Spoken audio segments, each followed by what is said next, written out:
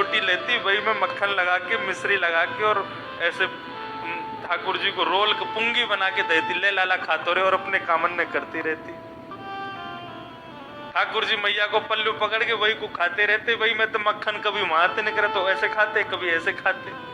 बोले उद्धव यहाँ तो कोई जाने ही ना है माखन रोटी खाते के। माखन रोटी नाम ना जाने, माखन रोटी नाम न जाने, और कनुआ कहे मोए कोई न बुलावे, मैया को सुनियो धो, मैया से जा कहियो तेरो लाला पावे, मैया को सुनियो। और मैया कैसो प्रेम करती उद्धव मोते, दूध पिवाए बड़ो हित हित करती। मो दूध पिवावे में बड़ो आनंद आता मैया है, और मैं ना पीता हूं ना तो मुझे कहती दूध पिवाए बड़ो हित करती, चुटिया गूंथ सिहावे बूधो। दूध पिवाए बड़ो हित करती, चुटिया गूंथ सिहावे। मैया लाला ने एक दो बार दूध ना पियो, मैया का कहती लाला तो दूध का क्यों ना पीवे, मोको अच्छो ना लगे। बोले लाला दूध ना पीवे को तो चोटी छोटी सी रह जाएगी तेरी, दूध पीवे तो चोटी बढ़े। तो मैया क्या करती, लाला अपनी चोटी पकड़ के दूध पीते कि याद बड़ी रह जाएगी। एक दिन मैया से बोले मैया चोटी तो बड़ी हो गए ना है, बोले लाला मैया पकड़ेगी चोटी तब बड़ी होगी, तू दूध पी। तो मैं तो दूध में व्यस्त कर देती, मेरी चोटी की गूंथ बनाती, मतलब क्या कहें उसको, चुटिया को वो बनाती जैसे यूं करें जूड़ा। अरे माताएं बहनें अपनी चोटी गूंथती है ना, तो वो कह रहे हैं चुटिया बनानो ना के माते जूड़ा। ऐसो करुण प्रसंग चल लो है भैया।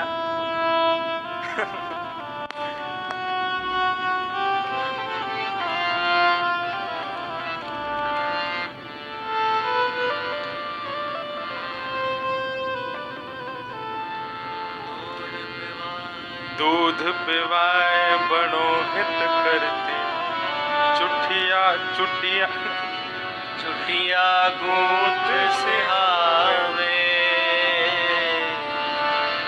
नहाती बार हंसे जो मेरो, नहाती बार हंसे जो मेरो, बार बार कुलदेव मनावे, मैया को सुनियो।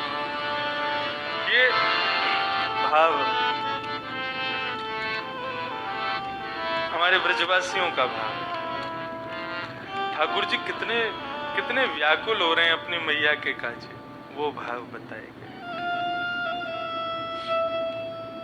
उद्धव से कहे उद्धव तुम जाओ और जाकर के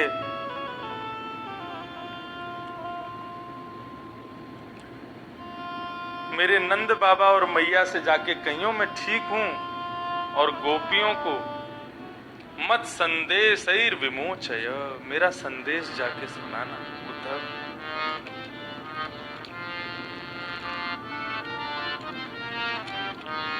श्री उद्धव जी महाराज ब्रज की ओर जा रहे हैं। ब्रज जाने से पहले उद्धव ज्ञानवान है, और ज्ञान अधूरा है यदि भक्ति उसमें ना हो। ज्ञान में अहम होने का संदेह होता है। उद्धव जी मन में विचार करने लगे कि प्रभु मैं जाऊंगा अपने मेरे पास जो मेरी सुंदर वाणी है, जो मेरे गुरुजनों के द्वारा मुझे प्रदत्त है, उस वाणी से मैं ऐसे ऐसे भाव सुनाऊंगा कि समस्त ब्रजवासी आपको पर ब्रह्म मान करके आपकी पूजा करने लगेंगे, भूल जाएंगे कि आप उनके पुत्र हो, आप उनके सखा हो, आप उनके दैत्य हो, आप उनके मित्र हो। भगवान बोले अब तुम ये तो वहां जाके तुमको पता चलेगा कि तुम करोगे क्या। भगवान ने अपने मोर पंख निकाला, उद्धव के शीश पर धरा दिया। अब देखो ये क्रिया दैत्य के संग ही हो सकती है। भगवान ने अपना अर्जुन को कभी मोर पंख क्यों नहीं पहनाया? उद्धव को ही पहना। अपनी कारी कमरी ठाकुर जी ने उतार करके उद्धव को पहना दी। बोले आप ये क्यों कर रहे हैं?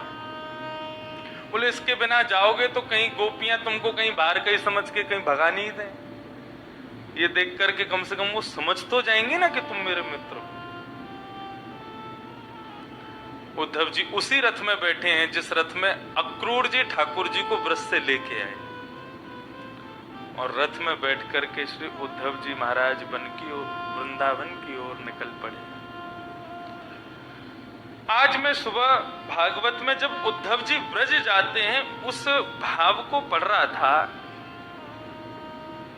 तो उस भाव को पढ़ के थोड़ा मन में भाव आया, ये कैसे हो सकता है? क्योंकि भगवान वहां पर कह रहे हैं मद वियोग आधिम, मेरे वियोग में गोपियां वहां पर बस वो जी रही हैं, वो उनके प्राण निकलने वाले हैं। और तो और भगवान ने और भी बहुत सारी चीजें बताई है कि प्राणान कथंचन, वहां पर पेड़ जो है वो सूख, उद्धव मेरी याद में ग्वाल बाल भोजन नहीं करते हैं। ऐसा स्वरूप ठाकुर जी ने बताया उद्धव को। लेकिन अब उद्धव ब्रज की ओर जा रहे हैं तो उद्धव क्या देख रहे हैं? गायन्ति भिश्च कर्माणि सुवाणी बालकृष्णयो स्वलंकृताभिगोपीभिः गोपिश्च सुविराजितम्। ब्रज की स्थिति क्या है? सारे वृक्ष हरे भरे हैं, वृक्षों में खूब पुष्प हैं, खूब फल लगे हुए हैं, सारे गाय मानो अपने बछड़ों से खूब प्रेम कर रही हैं, सारे गोप ग्वाल सुंदर सुंदर वस्त्र पहन करके, गहने पहन करके आनंद कर रहे हैं, घरों से घर घर दही मथने की आवाज आ रही है। पूरे ब्रजमंडल का स्वरूप जैसा ठाकुर जी ने बताया वैसा तो है ही नहीं। ब्रज तो पूरा विपरीत दिख रहा है।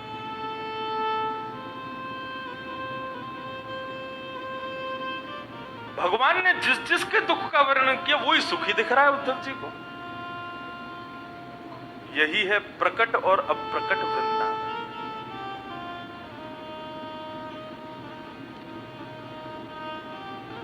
उद्धव जी को प्रकट वृंदावन दिख रहा है, लेकिन अप्रकट वृंदावन तो, प्रकट वृंदावन की तो दशा ही कुछ और थी।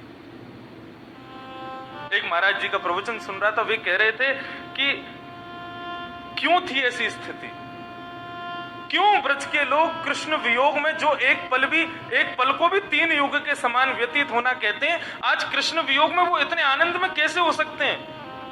तब वे कहते थे, बोले कि सुबह की सूर्य किरण जब उगती थी तो एक आश लेकर के उगती थी कि आज कन्हैया आएगा, और कहीं कृष्ण आवेगो। हमारे शुष्क चेहरान को देख के, हमारी गैयान की पतरे दुबरे उनके स्वरूप को देख के हमारे घर में दही ना मथी, आके कहीं मांगन लगो कि दही दे तो कहा देंगे बापू।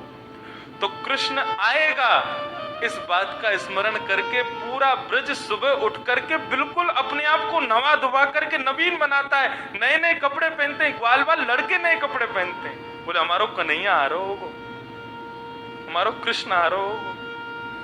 गोपियां अपना श्रृंगार करती हैं, नवीन नवीन आभूषण पहनती हैं। बोले आज कृष्ण आएंगे तो इतनी सुंदर बन के जाऊंगी कि मुंह को देख के एक बार को मेरे पास आके मुंह को आलिंगन कर ले। लेकिन मध्याह्न सूर्य होने के बाद जैसे शाम होनी शुरू होती है, धीरे धीरे धीरे धीरे सब ब्रजवासियों की स्थिति फिर से बिगड़ जाती है। आज भी नहीं आया, और अपने आप को सुला लेते हैं। कैसे सुलाते हैं? बोले कोई बात ना, कल आ जाएगा, आज ना आए कल आ जाएगा। अपने अपने गहनों को गोपियां संवार के रखती हैं कि कन्हैया कल आएंगे, कल फिर पहनो कि मक्खन बने को बाकू पाएंगे। ऐसी स्थिति ब्रजमंडल की।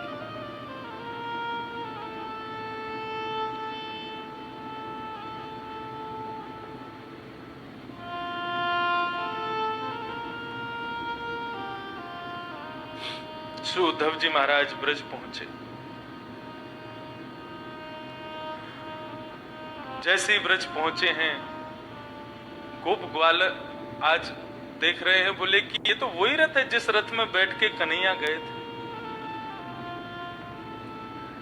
अब तो पूरे ब्रजमंडल के मानो जैसे खोए हुए प्राण वापस आ गए हैं। अरे कन्हैया आ गए हो, लाला आ गए हो, हमारो कन्हैया आ गए हो, अरे चलो चलो कन्हैया आ गए हो। सब ब्रजवासी दौड़ने लगे। मधुमंगल एक वृक्ष के नीचे बैठ गए, बोले मैं नहीं जाऊंगा, परसों के कह के गए हो, परसों बाद आ रहे हो, मैं ना मिलूंगा, या तो रूठ गया हूं मैं। बाकी सब सखा बोले तू रूठ रहे, हम तो जा रहे हैं, लाला को जाके गोदी में उठाएंगे, बाकी संग खेलेंगे नाचेंगे, बाकी पद्दी पे बैठा के भीतर लाएंगे। सब ग्वाल वालों को दौड़ता देख मधुमंगल सोचने लगा कहीं मुझसे पहले जाके ये कन्हैया को हृदय से नहीं लगा लें। अरे भैया रूठ बाद में लूंगा, कन्हैया इतने वर्षन बाद आयो है, जाको वाके अपने हृदय से तो लगा लो। चारों तरफ से रथ को घेर लिया सब ब्रजवासी और टकटकी लगा करके देख रहे हैं अब हमारो कन्हैया उतरेगो या में थे।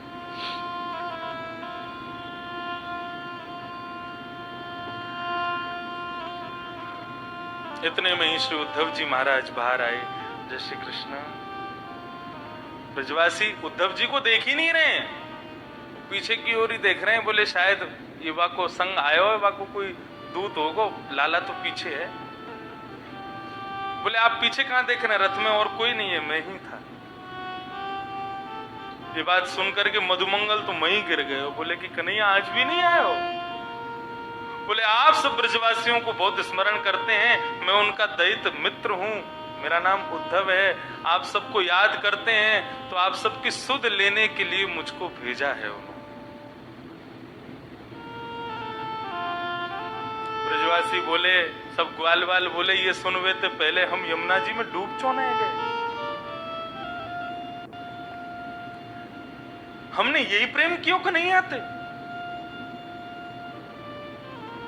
अरे ये श्रीदामा है ना, ये सवेरे जल बाद में पीवे, उठ के आंख बंद करके पहले नंद भवन जावे और नंद भवन जाके पहले कन्हैया को देखे, वाकु जब नैन भर के देख ले ना तब पानी पीवे। ऐसो प्रेम या श्रीदामा को। ये मधुमंगल जब तक कन्हैया अपने हाथ से एक कवल ना खा ले ना रोटी को, बाकी झूठी थाली में ही भोजन करे बैठ के, इतना प्रेम करे बातें। और इन सबन को प्रेम को याद तरीका थे माने उत्तर दियो कि वर्षों बाद याद भी आई तो स्वयं नहीं आयो, अपनो मित्र भेज दियो उद्धव। अरे भैया कमी कन्हैया में ना है, कमी हम में ही है, हम ही ना पहचान पाए कि वो हमसे प्रेम करे ही ना, हम ही वाके पीछे पड़े रहते।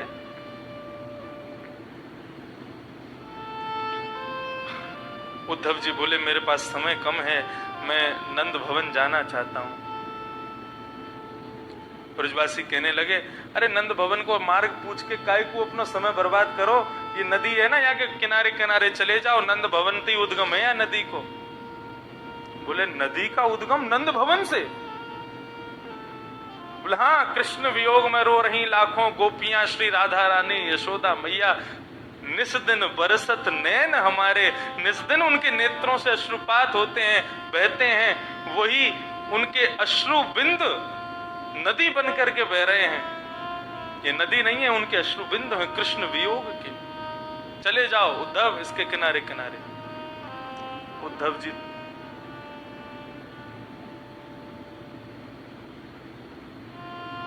प्रेम की पराकाष्ठा में पहला चरण रखा उद्धव जी के विषय में यहां वर्णन लिखा है श्रीमद् भागवत में कि उद्धव जी को क्या लगता है, कभी तो लगता है कि ये सब बड़े दुखी हैं, और कभी क्या लगता है अरे कृष्ण तो ये खेल रहे हैं, अरे कृष्ण तो वो बैठे, अरे कृष्ण तो वो गैया चरा रहे हैं दूर, अरे ये आवाज तो कृष्ण की है। कोई गोपी दौड़ के गई उसके पीछे पीछे, अरे ये तो कृष्ण जा रहे हैं। ऐसा अनुभव, ऐसा आभास हो रहा था उनको सब जगह से। और जाते ही श्री उद्धव जी महाराज सबसे पहले मिले हैं नंद बाबा से। नंद बाबा से जाकर के श्री उद्धव जी मिले। नंद बाबा कह रहे हैं अप्याययास्यति गोविंदः स्वजनान् सकृदीक्षितुम् तर्हि द्रक्ष्याम तद्वक्त्रम् सुनसं सुस्मितीक्षणम्।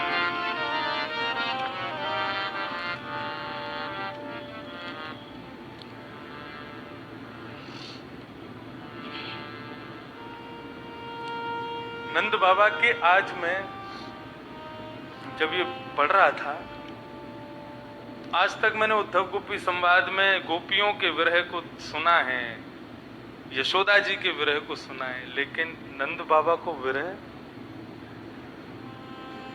गोपियों के और यशोदा के विरह से बहुत ऊंचा विरह है श्री नंद बाबा का। एक एक बात सुनना, नंद बाबा क्या कह रहे हैं। नंद बाबा कह रहे हैं, पहली बात तो यहाँ ये लिखी है कि नंद बाबा ने उद्धव जी का खूब अच्छे से स्वागत किया। भोजितम परमान कश्यपौ सुखम, भोजन कराया, कन्हैया के बिस्तर पर सुलाया, और इतना ही नहीं, गतश्रमम पर्यपृच्छत पाद संवाहनादि भी, पैर दबाए हैं उद्धव जी के नंद बाबा ने। बोले भैया हमारे लाला को सखा आया हुआ है, आज यहाँ के स्वागत में कोई कमी नहीं हो। पैर दबाए नंद बाबा ने। अब वो बात श्री उद्धव जी बोले अरे आप क्यों, लेकिन नंद बाबा ने पैर दबाए। और क्या कह रहे हैं, अप्याययास्ति गोविंद, कन्हैया ब्रज आएगा। अपने ये बाल बाल पूरे दिन मेरे पीछे पड़े रहे, बाबा कब आवेगो, बाबा कब आवेगो, तुम जाओ ना मथुरा जाके पूछे आओ कब आवेगो, कन्हैया आवेगो। और फिर जो बात कही है ना, तरहि द्रक्ष्याम तद वक्त्रम सुनसम सुस्मितीक्षणम। वक्त्रम कहते हैं मुखमंडल को। नंद बाबा कह रहे हैं कि मैंने 11 वर्ष 56 दिन में मुझको कभी ऐसा अवसर नहीं मिला कि मैं लाला को अपने सामने बैठा के वाके मुखमंडल को निहार सकूं। मैंने कभी नैन भर के लाला को देखो ना, लेकिन अब बड़ी इच्छा हुए कि यदि वो अपने स्वजनन से मिलवे आवेगो तो मैं वाको देखूंगो, वाको स्वरूप, वाको जो सुंदर मुखमंडल है वाको अपने चित्त में बिठाऊंगा।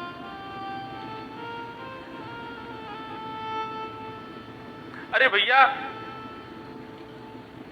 मैं तो चाहूं कि मैं वाको भूल जाऊं, अरे हमारा लाला है ही ना है, देवकी और वसुदेव को बेटा है वो, तो मैं तो चाहूं वाको भूल जाऊं, लेकिन कहा करूं।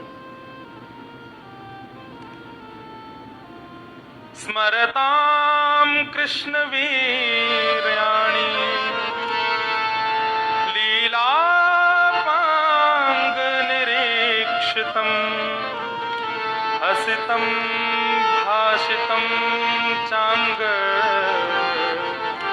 सर्वान् शिथिला।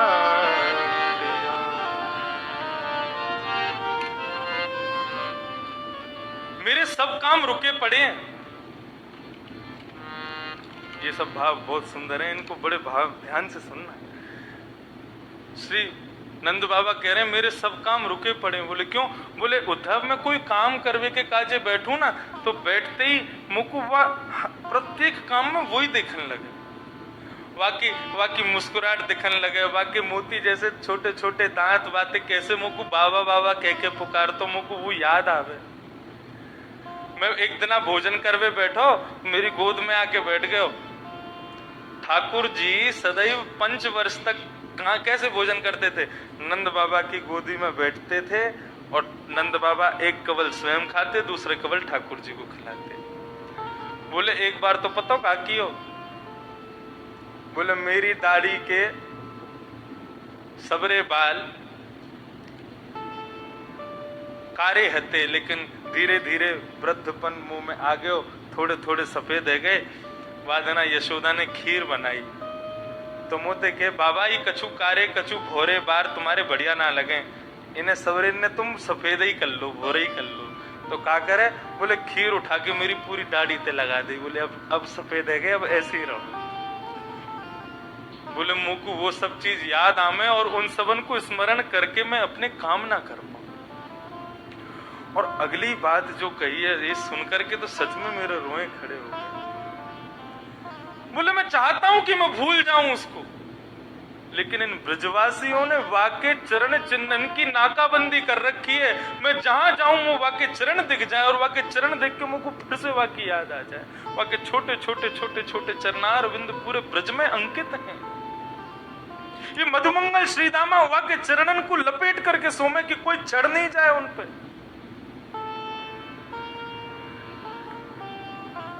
मन्ये कृष्णं च रामं च सरिच्छैलवनोद्देशान् मुकुन्द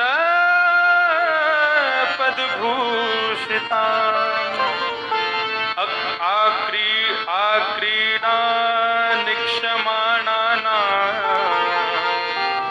मनो याति तदा। कहीं चलो जाऊं, वन में चले जाएंगे तो वहां भी वाके चरण चिन्ह दिखाई दे जाएं। यमुना किनारे चले जाओ वहां पे भी वाके चरण चिन्ह हैं। सब जगह वाके चरण चिन्ह। इन ब्रजवासी ने वाके चरण चिन्ह के चारों ओर कांटे लगा रखे हैं कि भैया इन पे कोई चढ़ेगो नहीं, ये चरण चिन्ह अंकित रहेंगे। अब जब जब मेरे सामने वो चरण चिन्ह नामे मुंह तब तब लाला की याद आ जाए। मैं कहा करूं उद्धव, तू ही बता।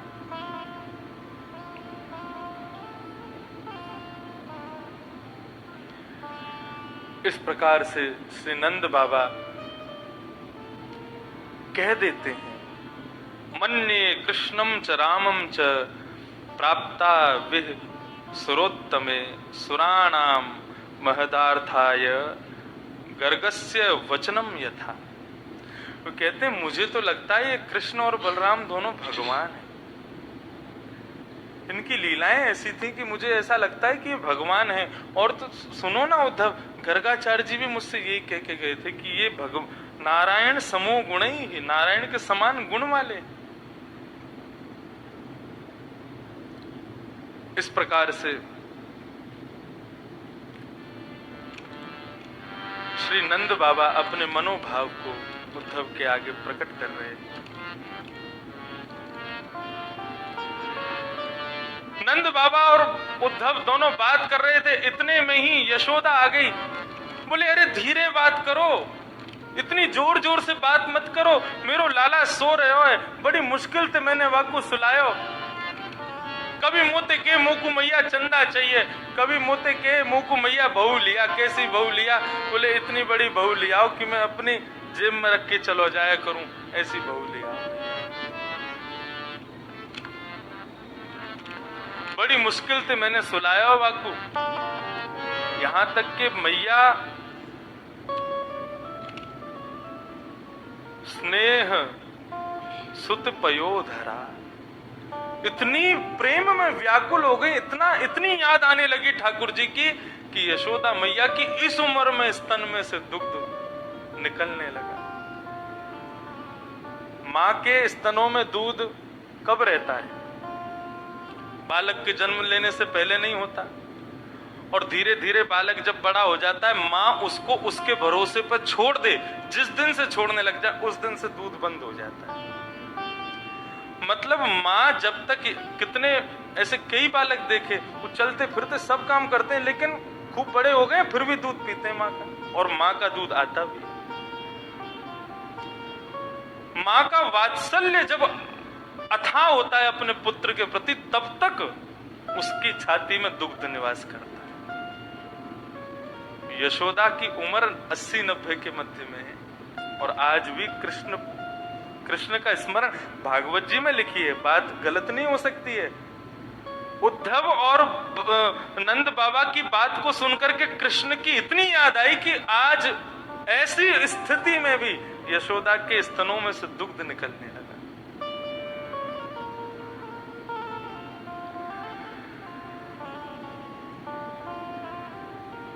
और मन में एक ही अभिलाषा कि कन्हैया को देखूं, देखूं नंद कुमार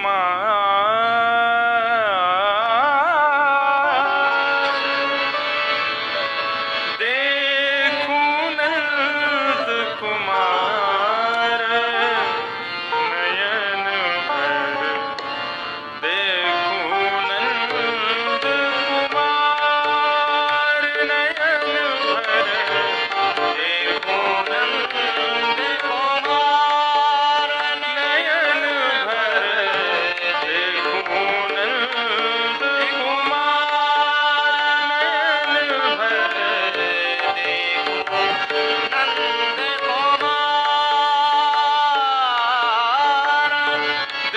देखूं नंद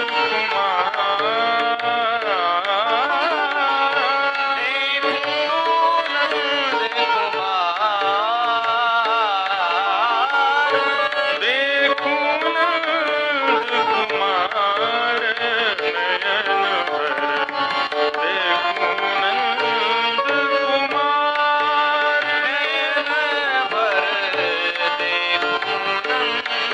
कुमार नयन भर देखूं नंद कुमार नयन भर देखूं नंद कुमार हे जामे सुधी है सांवरी मूरत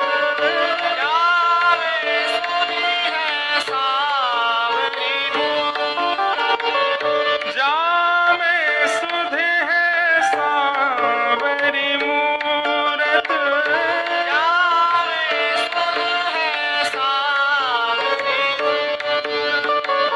रोम रोम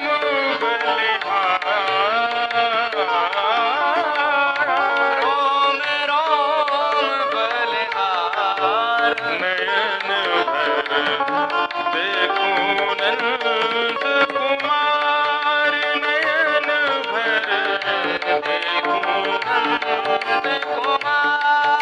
नयन भर देखूं नंद कुमार नयन भर देखूं नंद कुमार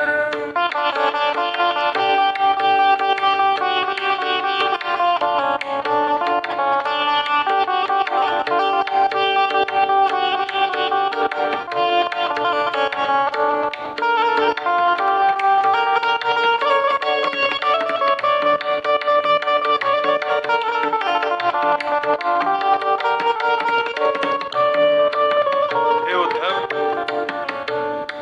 वह कन्हैया को जब तक अपने आंखन के आगे देखूं ना हूं ना तब तक मुंह को चैन ना पड़े।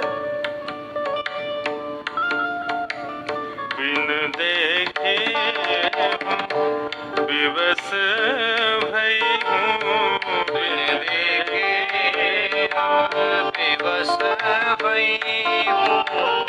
बिन देखे हूँ विवश भई हूँ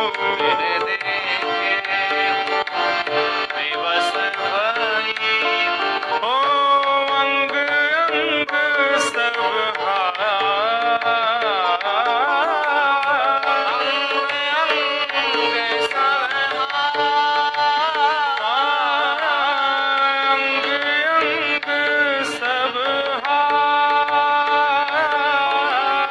अंग अंग सब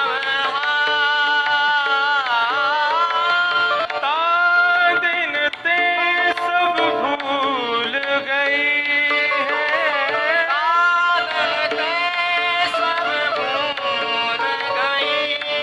होता दिन ते सब भूल गई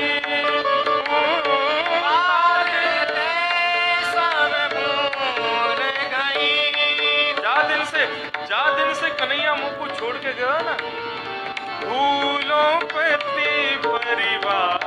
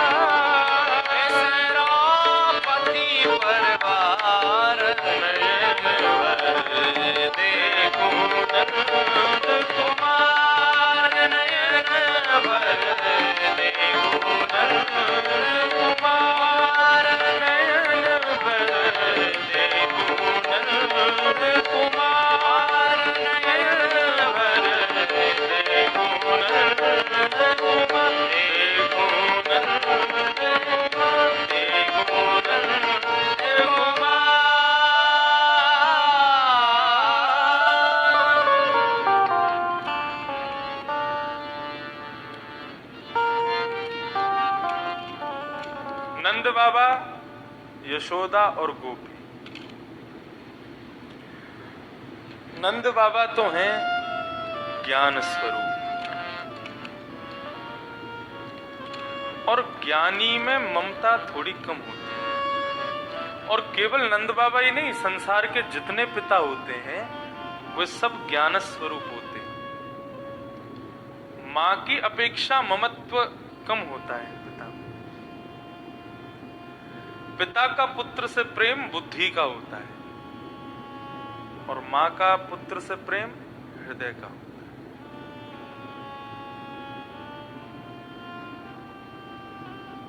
आप ये बात केवल मुंह पे ही मत घटाई हो, एक व्यास आसन पर बैठे तो सबके लिए। पिता अपने पुत्र को पढ़ा लिखा करके विद्वान करता है, उसके पढ़ाई में खूब पैसा खर्च करता है। क्यों? ताकि बेटा पढ़ लिख करके खूब विद्वान बनेगा तो बड़ा होकर के जिस प्रकार मैंने पानी की तरह इसके पीछे पैसा बहाया, ये एक दिन पानी का पैसा बना के मुझको देगा। लेकिन मातृभाव ये नहीं होता। बेटा चाहे कैसा भी क्यों ना हो, माता के लिए सदैव वो प्रेम का ही स्वरूप रहता है।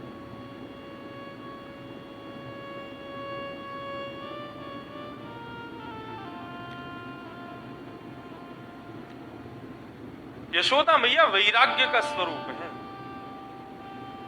और वैरागी व्यक्ति कब होता है? पहले राग में जो है, पहले रागी जो है उसी को तो वैराग्य होता है। वैराग्य के दो कारण होते हैं, जो मांगा नहीं मिला तो वैराग्य हो जाता है, ये जो चाहा वो खुद छोड़ के चला जाए तो वैराग्य हो जाता है। यशोदा मैया को वैराग्य है, लेकिन आज उद्धव ने वापस लौट करके उनके राग को पुनः उत्पन्न कर दिया।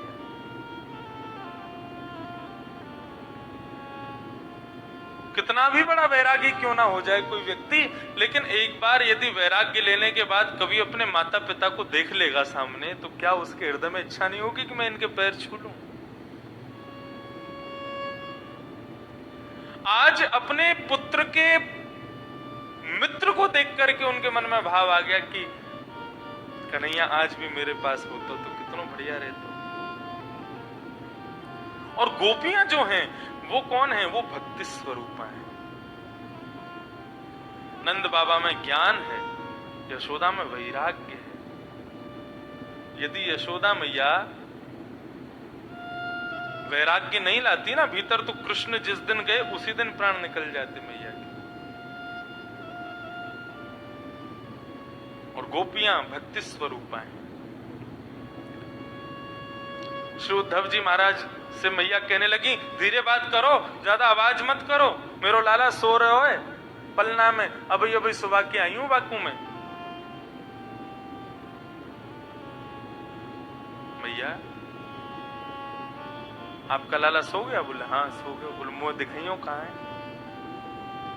तो नन्ना सा ठाकुर जी का बचपन का पलना मैया के कक्ष में रखा था, और वो हिल रहा था। मैया अभी झुला के गई है जैसे। उद्धव जी बोले कहाँ है आपको लाला? या मैं सो रहा हूं भीतर। बोले मुझे तो नहीं दिख रहा। मैया ने हाथ लगा करके देखा, अब तो रोती रोती रोती उद्धव के गले से लग गई।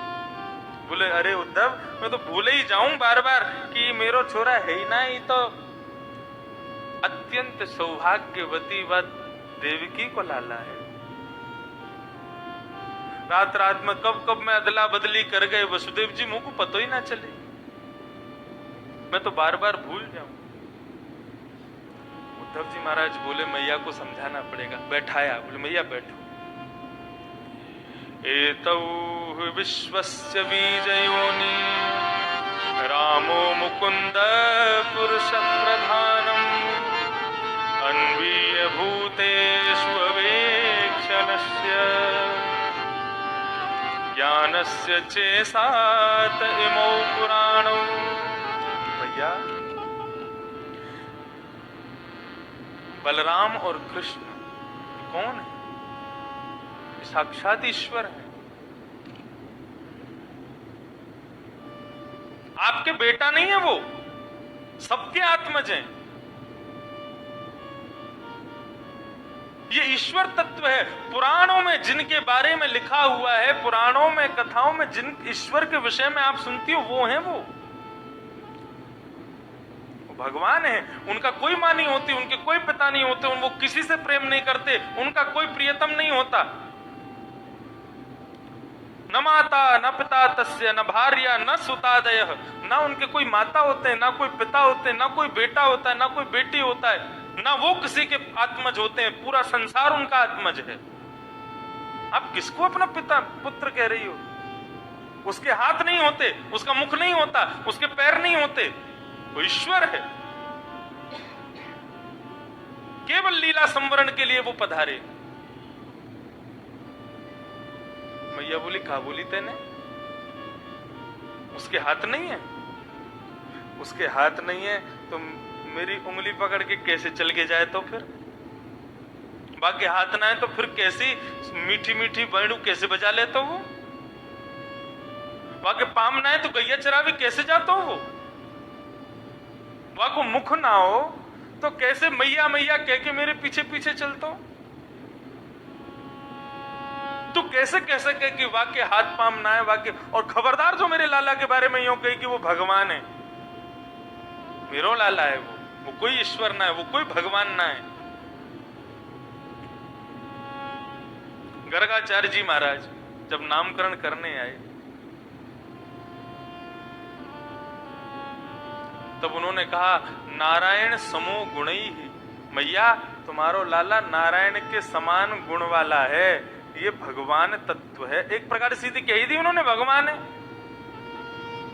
मैया ने गोद में बैठे कन्हैया को कान पकड़ लियो, बोले भगवान होगो दुनिया को, मेरो तो मेरो लाला ही रहेगो, ये मोकू तो मेरो लाला ही है। ममत्व में जिसके प्रति ममता है उसकी श्रेष्ठता दिखाई नहीं पड़ती। आप कितनी भी श्रेष्ठ बन जाओ, मां के आगे आप श्रेष्ठ नहीं रहोगे। ममत्व में श्रेष्ठता नहीं दिखती, ममत्व में केवल वात्सल्यता दिखती है, अपने पुत्र को भी वात्सल्य दिखता है। और यशोदा के भीतर वो वात्सल्य है। यशोदा मैया इस प्रकार से उद्धव को सारी लीलाएं बता रही हैं। कृष्ण और उद्धव, नंद बाबा और यशोदा के बीच में रात भर संवाद।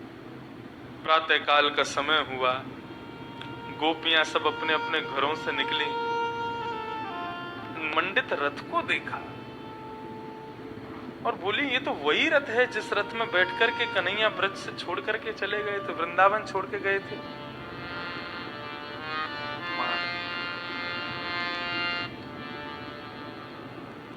ये तो वही रथ है जिसमें बैठ करके कन्हैया ब्रज से चले गए थे। अरे कहीं कन्हैया वापस तो ना आ गए?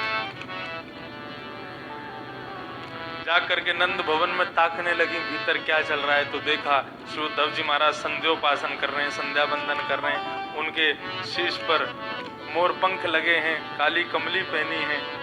गोपियां समझ गए, बोले ओ दूत आया है, संदेश लेकर के आया। और संदेशा लेकर के आया है तो भैया ठीक है, इसको उल्टा संदेशा भी तो पहुंचवाना है। चलो सब गोपांगनाएं अपने नित्य के भांति अपने प्रियतम को याद करने के लिए एक स्थान पर जाकर के बैठ जाती हैं और वहां बैठ करके अपने प्रियतम का स्मरण करती हैं। उद्धव जी महाराज ने भी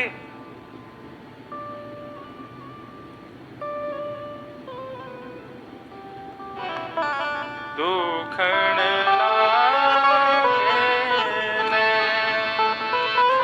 दरस बिन दुखण लागे।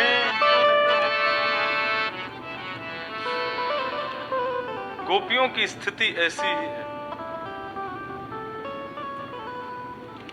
और ये भाव गोपियों का सबसे बड़ा भाव, सबसे सुंदर भाव वही है, त्रुटिर युगायते त्वाम पश्यताम।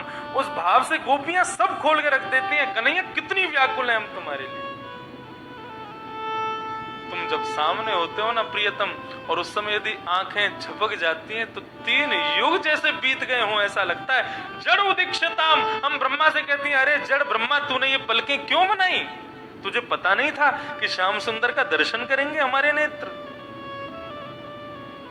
अब विचार करो, जिनको इतने छोटे से कम समय को भी 3 युग के समान की व्यतीति होती हो, वो कृष्ण विरह में कैसे जी रही हैं?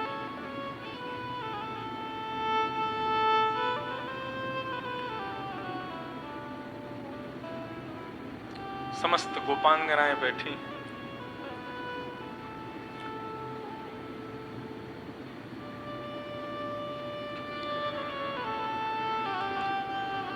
इतने में ही एक गोपी ने उद्धव को देख लिया कि उद्धव एक वृक्ष से कमर लगा करके बैठे हैं, और इतने में ही एक भौरे का वहां आगमन हो जाता है। तो गोपियां उस भौरे को केंद्र में लेकर के मानो उद्धव से कह रही, उद्धव से सीधा नहीं कह रही, क्योंकि दूत, पत्रवाहक, गुरु और मित्र का मित्र, ये 3-4, वो पूरा श्लोक मुझे याद नहीं है, इन लोगों का सदैव सम्मान करना चाहिए, उनको कुछ सीधे मुंह मत कहो। तो दूत बन के आए हैं उद्धव जी, तो स्पष्ट रूप से तो नहीं कह सकती उनसे कुछ, इसलिए उस भौरे को देख करके उद्धव जी से कह रहे हैं, और इसी को कहते हैं भ्रमर गीत। अच्छा, एक बात आपको बताऊं, एक रहस्यमयी बात। अभी तक आज गोपियों का हम लोग जो 4 गीत सुनने थे, वेणु गीत, गोपी गीत और युगल गीत और आज भ्रमर गीत, आप प्रत्येक गीत को देखिए, सब में गीत प्रारंभ होने से क्या लिखा है? पहले गोप्य ऊचू, गोप्य ऊचू, सब में गोप्य ऊचू। भ्रमर गीत में देखना क्या लिखा है, वहां पर लिखा है गोप्युवाच, मतलब गोपियां नहीं गा रही हैं, कोई एक गोपी गा रही है, और उससे ये सिद्ध होता है श्री राधा रानी इसको गा रही है।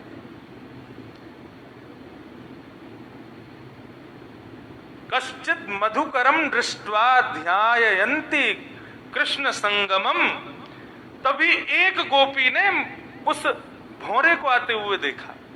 बाकी की गोपियां तो उद्धव को पहले ही देख चुकी थी, उनको पता था उद्धव आए हैं, लेकिन श्री राधा रानी सीधे उद्धव से शिष्टाचार का पालन करेंगी ना, उद्धव से थोड़ी कहेंगी।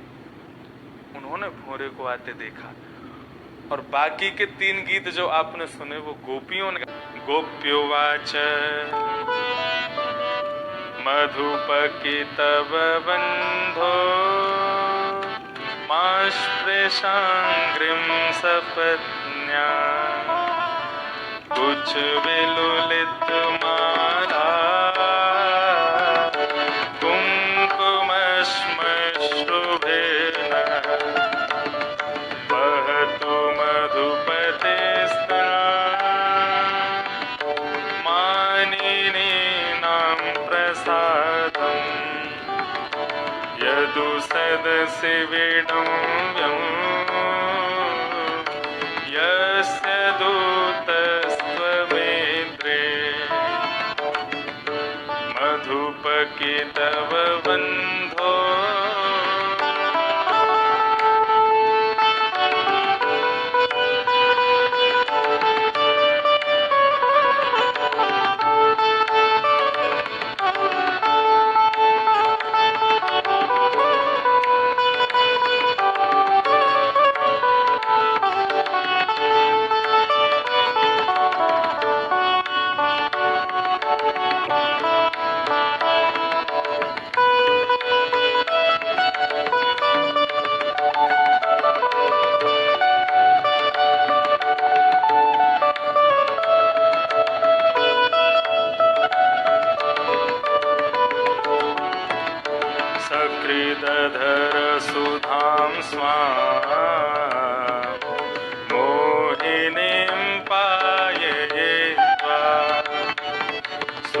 मनस इव सद्य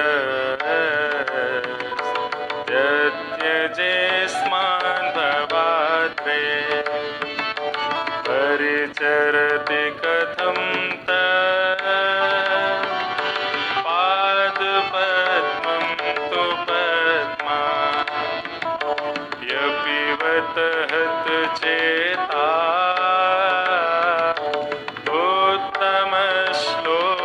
उत्तमश्लोकजल्पै मधुपके तव बन्धो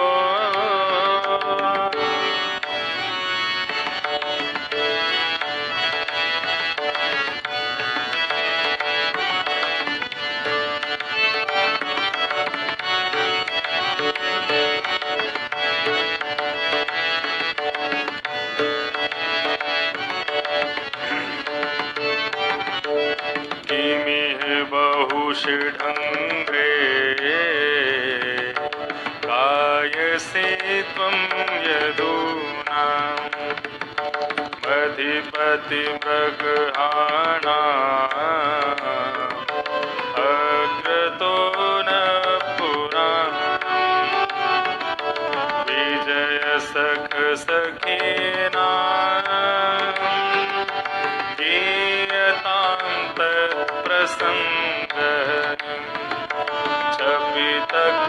चपितकुचरुजस्ते कल्पयन्तिष्ठमेष्टा मधुपके तव बन्धो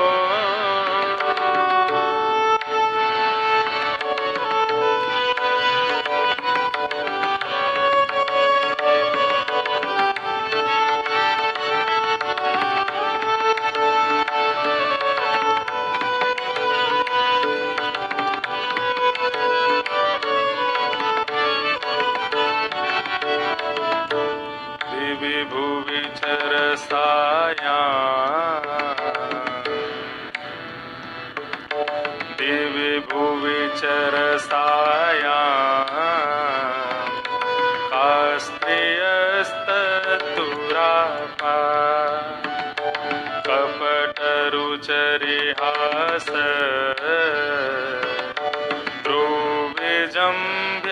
द्रुविजम्भ्यययाशु चरणरज उपास्ते यस्य भूते वयं का अपि च कृपणपक्षे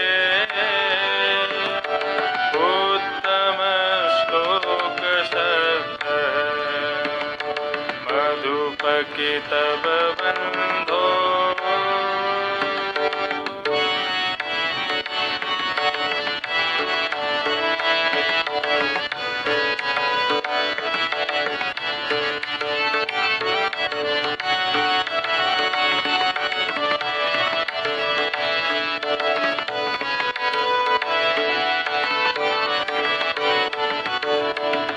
विसृजशिरसि पादं वेद्म्यहं चाटुकारे तनुनय विदुषस्ते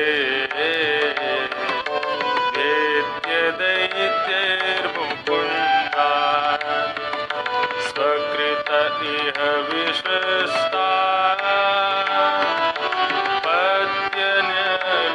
पद्यन्यलोकलोका यश जगत् चेता किं नु सन्धेयमास्मिन् मधुपके तव बन्धो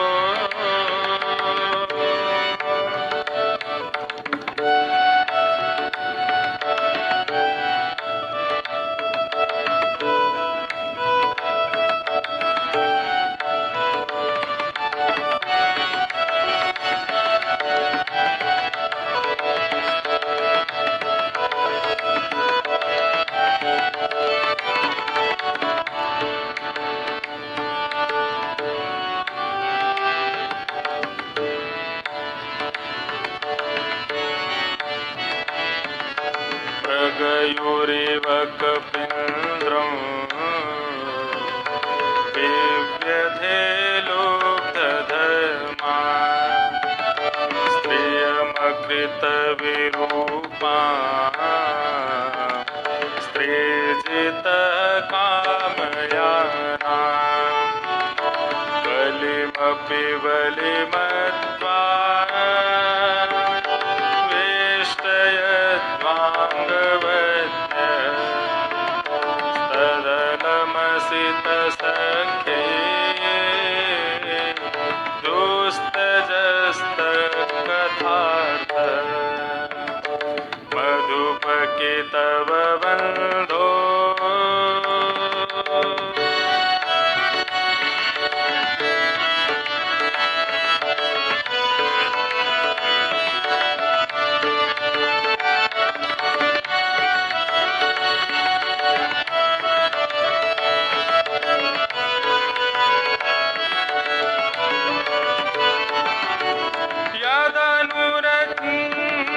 यादनुचरित लीला कर्णपीयूष विप्रो सकृददन विधूत द्वन्द्वधर्मा विनष्टा सपदि ग्रह कुटुम्बम्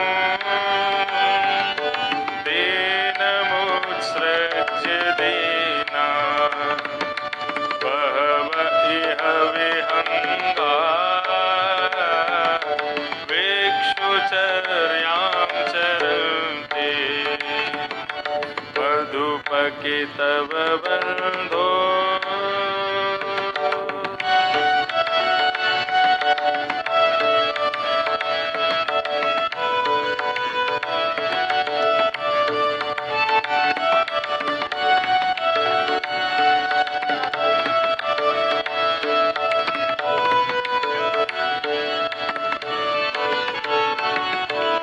वयमृतमिव जिह्वा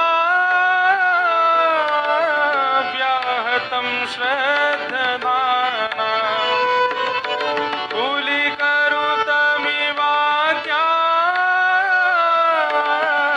कृष्णवत्ते मधुपके तव बन्धो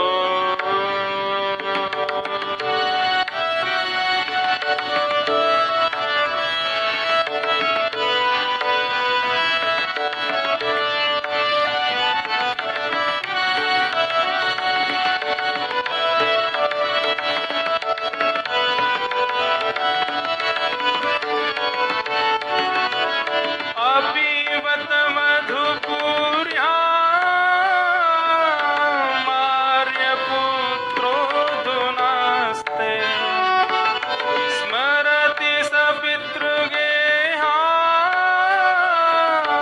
सौम्यबन्धुश्च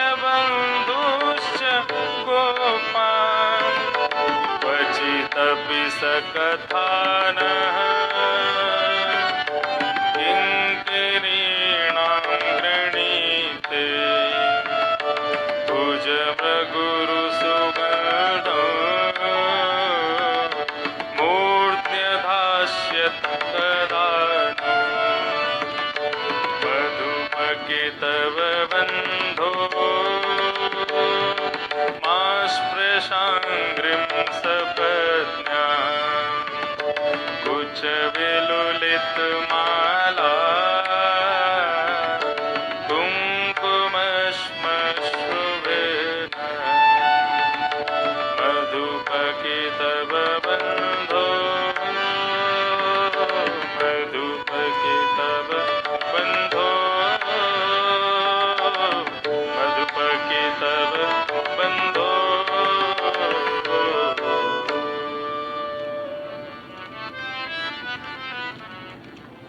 श्री राधिका रानी ने ये गीत गाया और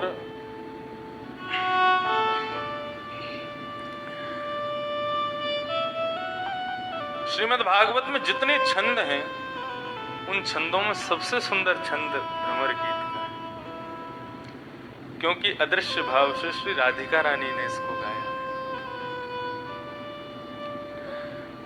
इसको व्याज स्तुति कहते हैं। ठाकुर जी की स्तुति गा रही हैं, लेकिन सुनने में ऐसा लगेगा कि ठाकुर जी की बुराई कर रही हैं क्या, ठाकुर जी के मतलब कहो तो निंदा कर रही हैं क्या। लेकिन ये निंदा उनको लगेगी जो भक्ति में जिन पर श्री किशोरी जी की कृपा नहीं, उनको लगेगा कि अब व्याज स्तुति कैसी, जैसे कि प्रेमी एक दूसरे के लिए कभी कभी व्यंग्यात्मक उसको शब्द बोल देना, वो व्याज स्तुति की तरह।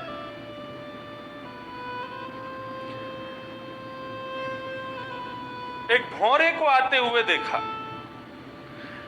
श्री राधा रानी की बुद्धिमत्ता देखो आप।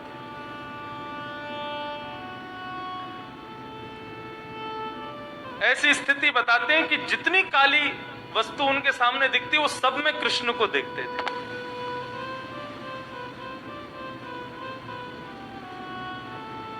तो ऐसे तो वन में खूब सारे चेंटे चेंटा भी डोलते रहते हैं।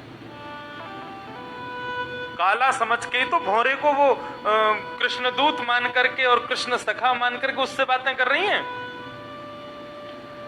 खूब चेंटा डोलते रहे वन में, खूब काले काले खूब सारे पशु पक्षी कौवा कोयल भी दिखाई देती हैं, उनसे क्यों बात नहीं कर रही हैं?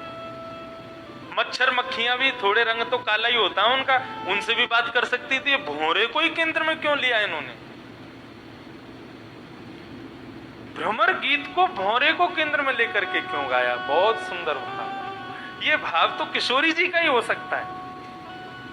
बोले कि जितने भी ये छोटे छोटे कीट पतंगा होते हैं, कीट पतंगा की तो बात छोड़ो, जितने जीव जंतु हैं उन सब में सबसे बड़ा प्रेमी यदि कोई होता और प्रेम को निभाने वाला यदि कोई है तो वो भौरा। इससे बड़ा प्रेमी कोई नहीं है, इससे बड़ा प्रेम निभाने वाला कोई नहीं है। किससे प्रेम करता है भौरा? किससे प्रेम करता है? पुष्पों से प्रेम करता है। और पुष्पों में भी सबसे ज्यादा प्रेम किससे करता है? कमल से। कमल जब खिला होता है तो भौरा उसमें जाकर के विराजमान हो जाता है और बैठ करके उसकी सुगंधी को लेने लगता है। जैसे ही सूर्यास्त होता है, सूर्यास्त होते ही कमल अपने एक एक पंखुड़ी को बंद करने लगता है। रात्रि होते ही कमल अपने चारों ओर से अपने आप को बंद कर देता, उसमें भौरा भीतर बंद हो जाता है। भौरा जानता है अगर मैं सुबह तक बाहर नहीं निकला ना तो मेरे प्राण निकल जाएंगे।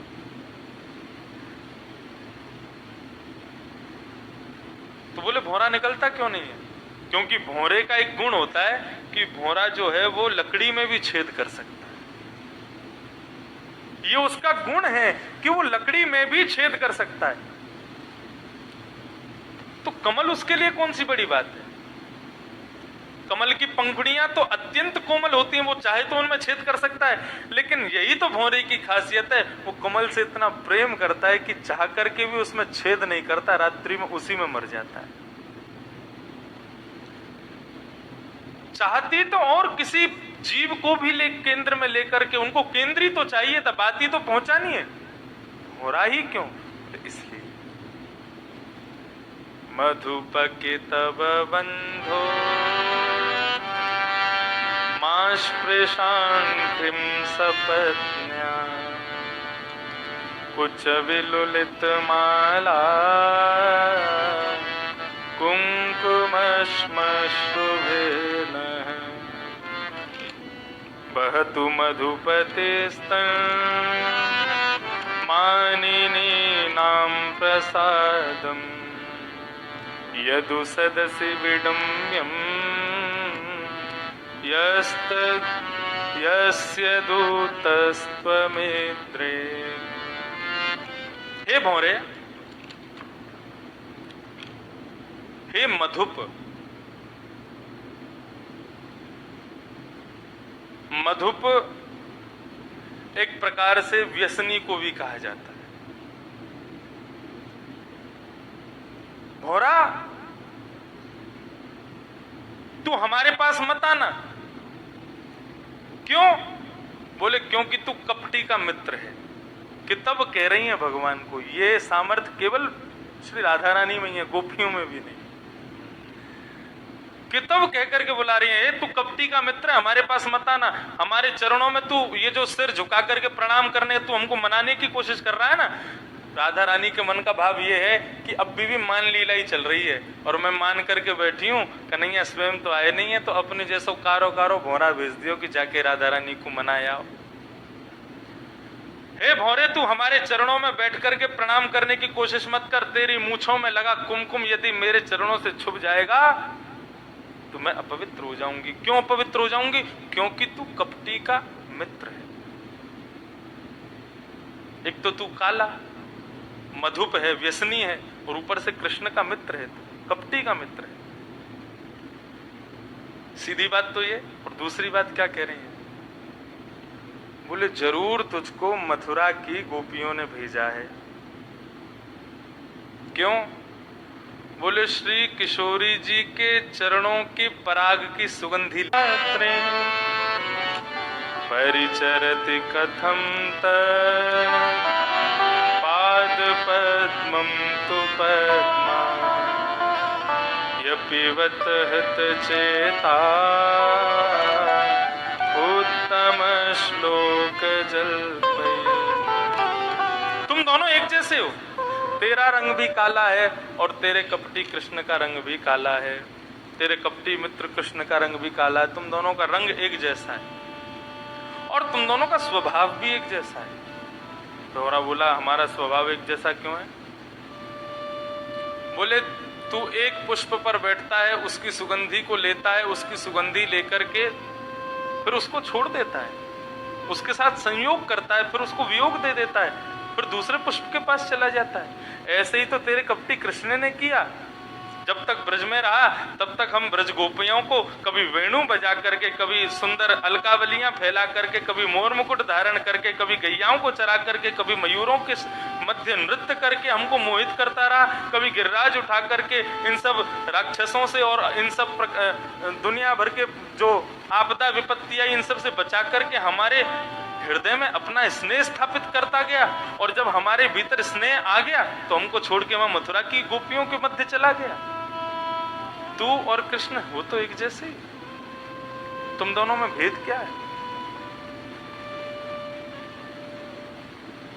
हमें याद है एक बार उसने अपना अधरामृत हम सबको दिया है। बोरा कहने लगा तो आपको तो इस बात की कृपा माननी चाहिए कि ठाकुर जी ने आपको वो अमृत प्रदान किया जो देवताओं को दुर्लभ है। देवता गए थे भगवान के पास, क्या कह के? बोले राक्षसों के गुरुदेव के पास संजीवनी विद्या है, राक्षसों के मरते ही उनके गुरु शुक्राचार्य उनको पुनर्जीवित कर देते हैं, आप हमें भी संजीवनी विद्या दे दो। भगवान कहने लगे संजीवनी विद्या तो तुच्छ है, मैं तुमको अमृत दे दूंगा। बोले तो दे दो। भौरा कह रहा है भगवान चाहते तो अपने उनके बाएं हाथ का खेल है अमृत देना, लेकिन उन्होंने देवताओं से क्या कहा? जाओ जाकर के समुद्र मंथन करो, उसमें से अमृत निकलेगा, पी लेना। इतनी मेहनत करवाई तब जाकर के देवताओं को अमृत प्राप्त हुआ। भौरा कहता है आपको तो सौभाग्य मानना चाहिए कि ठाकुर जी ने आपको बिना किसी श्रम के ही आपको अमृत दे दिया। गोपियां बोली सौभाग्य मां क्या माने, अमृत पिला करके कोई अच्छा काम थोड़ी किया उन्होंने। बहुत सुंदर भाव है।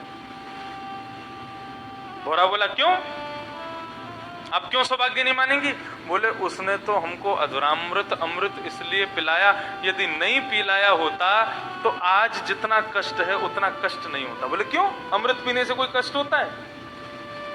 बोले कृष्ण वियोग में हमारी दशा तुमको दिख रही है, ना खा रही है ना पी रही है, आंखों में गड्ढे पड़ गए हैं पूरी। हे उधो मत यो समझाने, हे उधो मत यो समझाने, हे जाके कांटा लगे जाके कांटा लगे सो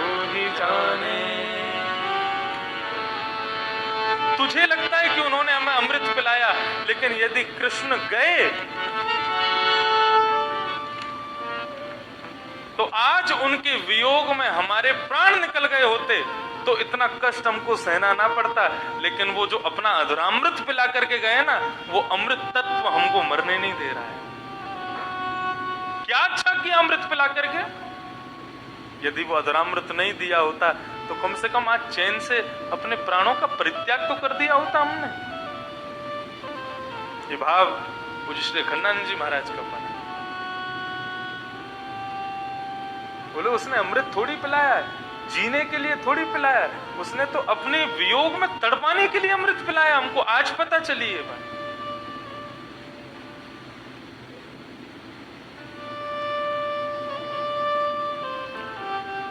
अरे भौरे, तू बार बार आकर के उसका गुणगान मत कर। किमी है बहुश ढंग्रे गायसी त्वं यदूना मधिपति मृगहाणा मग्रतो नः पुराण विजय सख सखीना तत्प्रसंग क्षपित कुचुरुजस्ते कल्पयन्तिष्ठमिष्टा।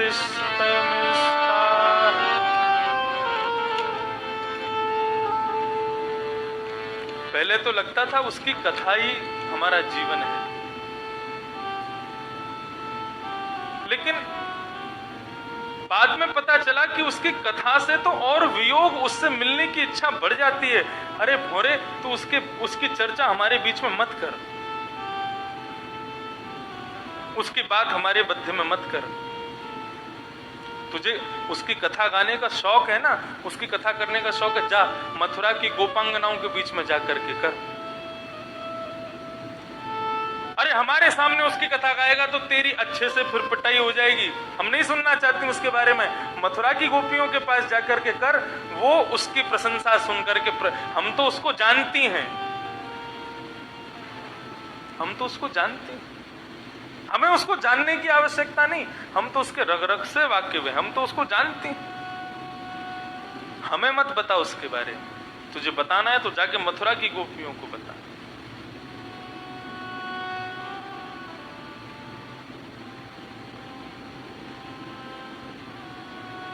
आज जो हमारी दशा हुई है, उस दशा में सबसे बड़ा हाथ तो उसकी कथा का ही। ये वही गोपियां हैं जो गोपी गीत में कथा गाने वालों को अत्यंत श्रेयस्कर बताती हैं, लेकिन आज भी श्रेयस्कर कथा वालों को ही बता रही हैं। लेकिन वही है, व्याज स्तुति है। आज भी कह तो रही हैं कि अरे भोरे, तू ये सोच कि हमारी ऐसी स्थिति है कि हम हर काली वस्तु में कृष्ण को देख रही हैं। इतनी श्रेयस्कर स्थिति हमारी कथा से ही तो बनी है, लेकिन एक तरफ से निंदा भी कर रहे हैं। जो मैं ऐसा जानती प्रीत किए दुख हो तो नगर ढंढोरा पीटती प्रीत न करियो मुकुंदा स्वकृत इह विश्रेष्टा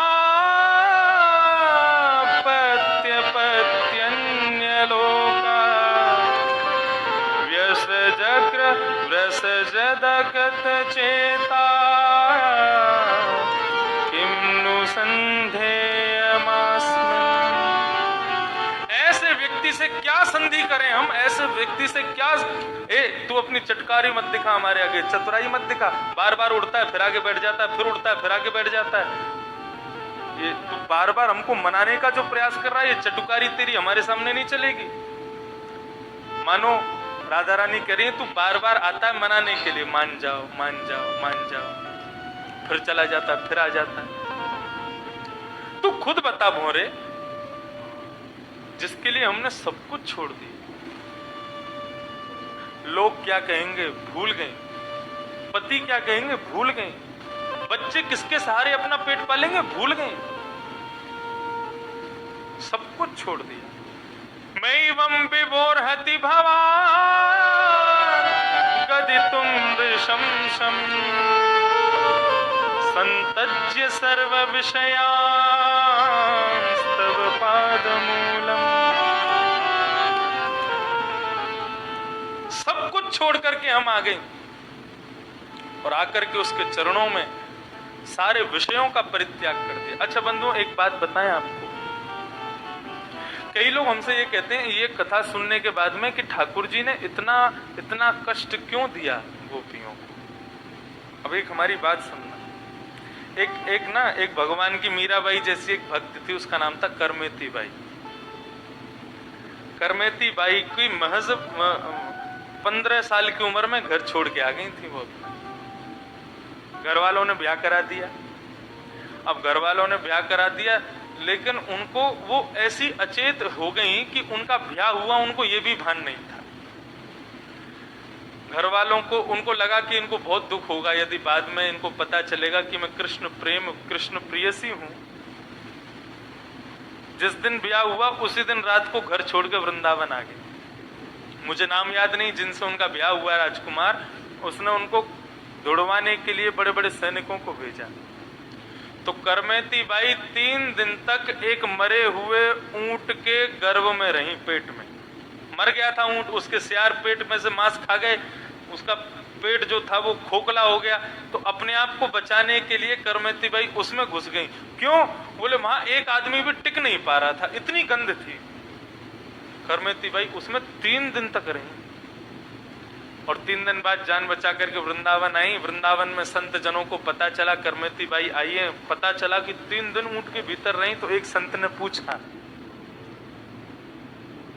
करमेती बेटा, हमने सुना तुमने अपनी जान बचाने के लिए 3 दिन तक मरे हुए ऊंट के पेट में तुम रही।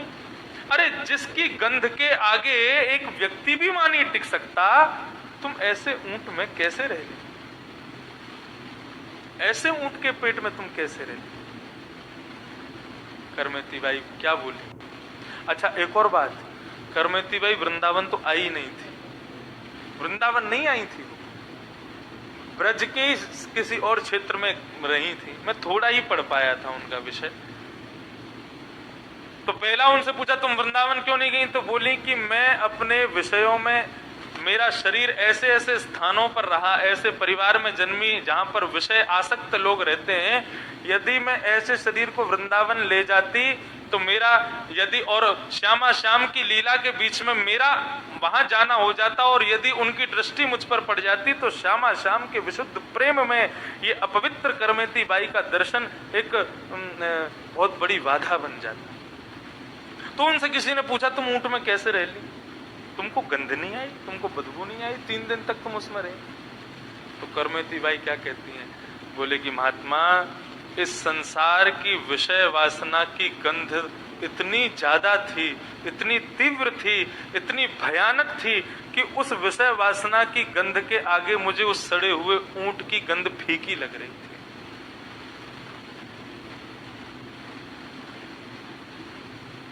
अरे जो गोपियों के और श्री राधा रानी के प्रेम को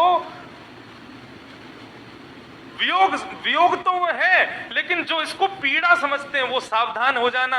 ये संसार की पीड़ा जो तुम लोगों को मिलती है उससे तो लाख गुना सुख है इस पीड़ा, उससे तो लाख गुना सुख है।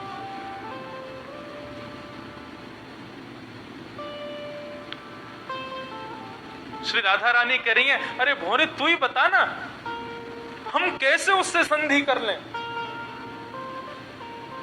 उसके लिए क्या नहीं छोड़ा इन गोपियों ने, सब कुछ छोड़ के आ गई और वो हमको ही छोड़ के चला गया।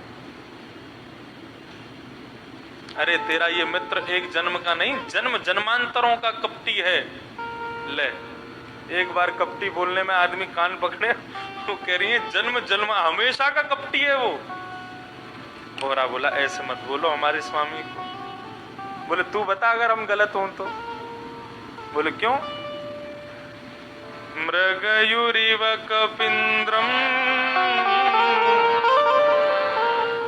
विव्यधे लुब्ध धर्मा स्त्रियमकृत मकृत विरूपा स्त्रीजितः कामयानाम् बलिमपि बलिमत्वा वेष्टयद्वंस्तवद्य तदलमसितं सख्यै दुस्त्यजस्तत्कथार्थः। कपिंद्र, कपिंद्र कौन है? बाली, बानर राज बाली। क्या बिगाड़ा था उसने? यही तुम्हारा कपटी कृष्ण जब राम बन के आया, बड़ा अपने आप को मर्यादा पुरुषोत्तम कहता है, छुप करके बाण मार दिया उसने। क्या बिगाड़ दिया था उसने? कुछ भी नहीं, छिप करके मार दिया, उसके संग कपट किया। लोग इसका गलत भाव नहीं लेना, ये प्रेमी की भाषा है। अरे भगवान ने तो उद्धार ही किया उसका भी, लेकिन यहां पर प्रेम बोल रहा है, मानवता, गोपियों का भाव बोल रहा है।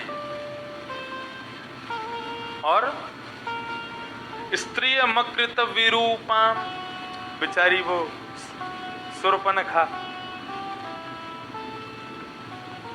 क्या बिगाड़ा था उसने? उसके नाक कान काट दिए। यूं ही तो कही थी उसने आगे कि मैं ब्याह कर लूं क्या तुमसे, मुझे तुम अच्छे लग गए हो, मुझसे ब्याह कर लो। उसके नाक कान काट दिए। अरे भैया, कोई पूछवे आवे कि हम तुमसे ब्याह कर लें तो हाथ जोड़ के मना कर दो, नहीं करने। और ज्यादा कुछ के कुछ और कर दो, उठ के चले जाओ, वहां से निकल ही जाओ। तुमने उसके नाक कान काट दिए। और बलिमपि बलिमत्वा वेष्टयद्वान्,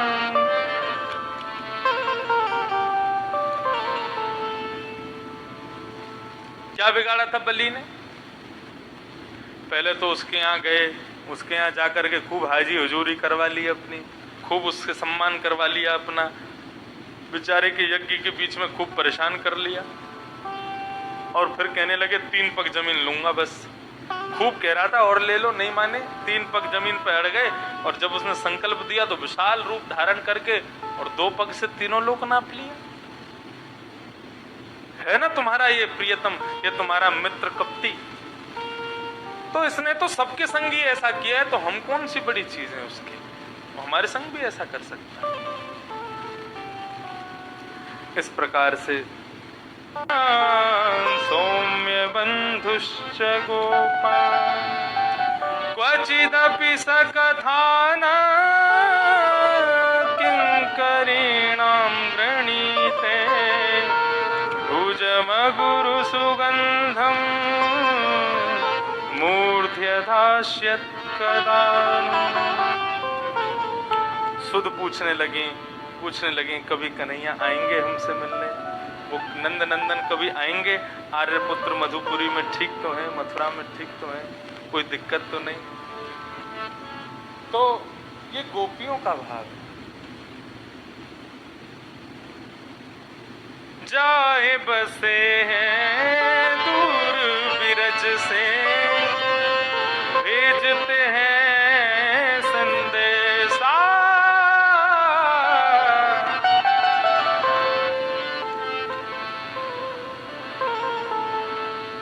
जाए बिरज जाए बसे हैं दूर बिरज से, भेजते हैं संदेशा।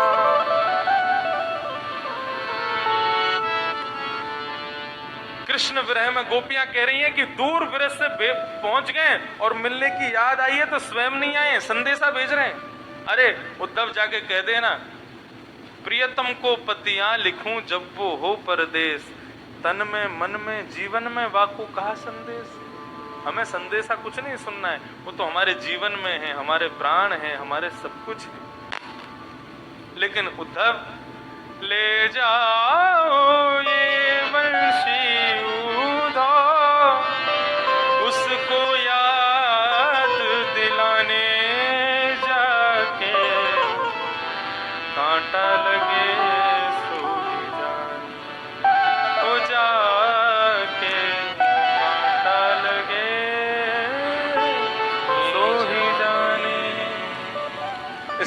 गोपियां, उद्धव जी महाराज के बीच में संवाद चल रहा है। ऊधो सूधो है चलो सुन गोपिन के बोल, ज्ञान बजाई डुमडुमी प्रेम बजायो ढोल। उद्धव जी महाराज ने पत्र निकाला, भगवान का पत्र सुनाने लगे। भगवान कह रहे हैं भवते नाम वियोगो में नहीं सर्वात्मना क्वचित्, यथा भूतानि भूतेषु खम्बायग्नि जलम। भगवान ने क्या कहा? पत्र के माध्यम से बहुत सारी बातें कही, लेकिन एक भाव भगवान कह रहे हैं गोपियों, मैं तुमसे कभी अलग नहीं हो सकता। जिस प्रकार शरीर से पृथ्वी जल तेज वायु आकाश अलग नहीं हो सकते, लेकिन दिखते भी नहीं है, उसी प्रकार मैं भी तुम में दिख नहीं रहा हूं, तुम्हारे पास ही, और तुमसे कभी दूर नहीं हो सकता। लेकिन गोपियों के भाव के आगे भगवान का पत्र भी फीका पड़ गया। उद्धव जी महाराज से सब गोपियां कहने लगी मेरी सुनो, अरे जरा मेरी भी तो सुन लो, मेरी क्या बात है, मेरी सुन लो, जरा मेरी सुन लो। इस प्रकार उद्धव जी को गए थे शाम तक रहने के लिए, लेकिन 6 महीना वृंदावन में ही हो गया। 6 महीना बाद उद्धव जी महाराज को होश आया। उद्धव जी महाराज ने समस्त गोपांगनाओं को प्रणाम नहीं किया, उनके चरणों को प्रणाम नहीं किया। गोपियों से कहा थोड़ी थोड़ी पीछे बह जाओ न। सब गोपी पीछे हो गई तो उनकी चरण रज को उठा करके अपने माथे से लगाया। आशा महो चरण रेणुज श्याम हमसा, वृंदावने किमपि गुलमलतौषधीनां, याति स्वजं स्वजनमार्य पथं च हित्वा, भेजु मुकुन्द पदवीं श्रुतवीं मृगाया। और इस प्रकार से अपना पटका फैलाया और आकाश मार्ग में विधाता ब्रह्मा की ओर देखने लगे। एहो विधिना तो पे अचरा पसार मांगू, जन्म जन्म दीजो याही ब्रज बसिवो। हे विधाता, आज मैं अपने पुण्य, यदि मेरे कुछ पुण्य बचे हैं और उनसे आप मुझे पुनः जन्म देना चाहते हैं, तो हे विधाता मेरी एक बात सुन लो। जन्म जन्म दीजो या ही ब्रज बसिवो, मुकु हर जन्म या ब्रज में ही बसवे को आप वरदान दे दो। और क्या कह रहे हैं? बोले कि मैं इनके चरण छूने के योग्य नहीं, इनकी चरण धूलि छूने के योग्य हूं। और चरण धूलि मस्तक पर लगाते ही ऐसे ही प्रेम की अनुभूति उद्धव जी को हुई। तो ब्रह्मा से कहने लगे ऐसी कोई योजना नहीं बन सकती कि ये चरण धूलि में ही मैं संलिप्त रहूं हमेशा। ब्रह्मा जी बोले उसके लिए तो तुमको कोई छोटा मोटा गुल्म पत्ता आदि पौधा बनना पड़ेगा। बोले फिर नोट कर लो, अगले जन्म में हमको वृंदावन का छोटा सा पौधा बना देना। जब जब हवा चलेगी ये गोपियों की चरण रज में सदैव संलिप्त रहूंगा मैं। बस यही मेरी अंतिम इच्छा है। श्रीमद् भागवत के उत्तर महात्म्य में लिखा है, जब भगवान अपनी लीला पूरी करके चले गए तो समस्त भगवान की पटरानियां ब्रज में रहती हैं, उनको यमुना जी ने आदेश किया कि भैया गोवर्धन के कुसुम सरोवर पे जो लता गुल्म पत्र हैं वो सब उद्धव का स्वरूप हैं। जब गोपियों को विरह हुआ तब उद्धव ने आकर के उनको सांत्वना दी, उनको सुख प्रदान किया, आप सब भी वहीं जाओ। भगवान की पटरानियां कुसुम सरोवर पर गईं, जाकर के कीर्तन